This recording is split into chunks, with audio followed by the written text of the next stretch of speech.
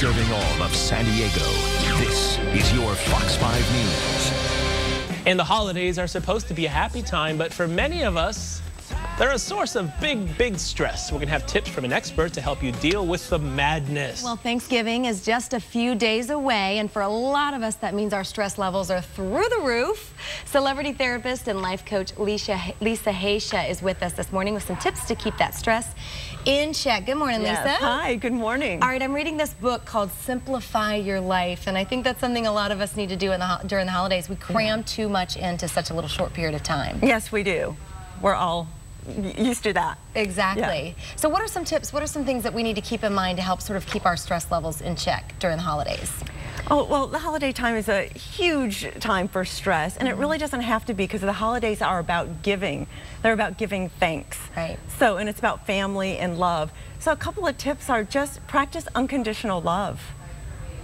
When you're just practicing unconditional love, you're with your family and accept them for who they are, because we're not all from the perfect Norman Rockwell family. Right. We're just not. So, yeah, so just practice love and practice being there. And another tip is volunteer.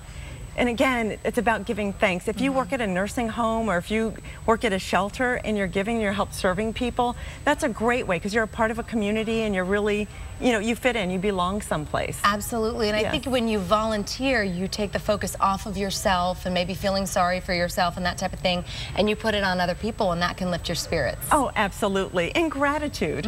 Just being thankful. Yeah. Just being thankful really goes a long way when you appreciate what you do have. Focus on the positive. Yes. All right, yes. we have a couple of scenarios here to go through, and you're going to give us some tips on how some of these folks should handle these situations, because these are situations that I think a lot of folks probably might find themselves in over the holidays. We have Diane, our fictional person. Okay. Her father has remarried and has 3 daughters, and when she goes home for the holidays, she feels like an outsider. Her stepmother makes sure she feels that way.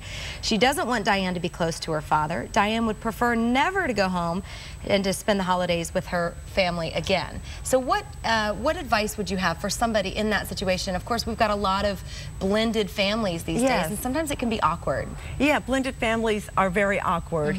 And I would just say communication overall, the umbrella is communication for all these issues, because when you have good communication, you could actually speak clearly with someone without getting, you know, reactive, which is really what causes stress. I would just recommend that Diane, she talked to her father privately before the holiday time, before the stress comes up, because you know it's building up inside of her, you know, a month before, 3 weeks before, 2 weeks before, and then the day, and then it could explode on the day of.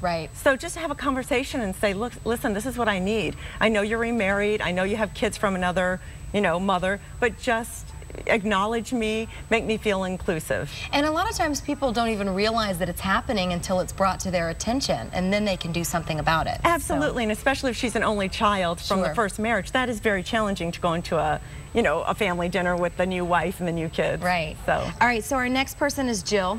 Jill is broke. She has a large family that loves to give lavish gifts. She's afraid to tell them she doesn't have the money to do that, and she doesn't want to go into debt, so she feels her only option is to cancel her trip home for Christmas. And this happens, I think, a lot. You've got families with different incomes, and they're together, and not everybody can afford to do expensive gifts. Oh, absolutely. This is, you know, I'm a Hollywood coach, and a lot of my clients have this situation come up, and especially a lot of my clients who make a lot of money and their siblings do not. So I would say there's so many wonderful things online.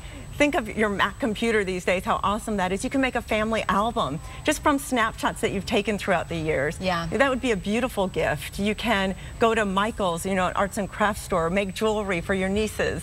I mean, how cool is that? You can actually sit down and make jewelry with them, and then make it, that's a family thing, and it brings the family together. It's not about the money, it's not about the price tag, it's about the heart, it's about the idea. And when you're doing that, you're also making a memory when you're doing something together like that. You are, and a memory book is a fantastic thing. You know, wouldn't that be wonderful to have a photo album of your family, nieces, nephews, extended family, in a book? It's like a book form, it's a table book. And I mean, you could do this simply. It's like 2 hours and you have this book put together. I love it. And it's fun, and it's fun, and that's what it's supposed to be. Holidays are supposed to be about fun and giving. And spending time together. Exactly. Lisa, thank you so much for being here. And we've got more information on Lisa and some some great tips to help your holidays be stress-free, which is very key. All right, Raul, we'll send it on over to you. Okay, ladies, thank you very much.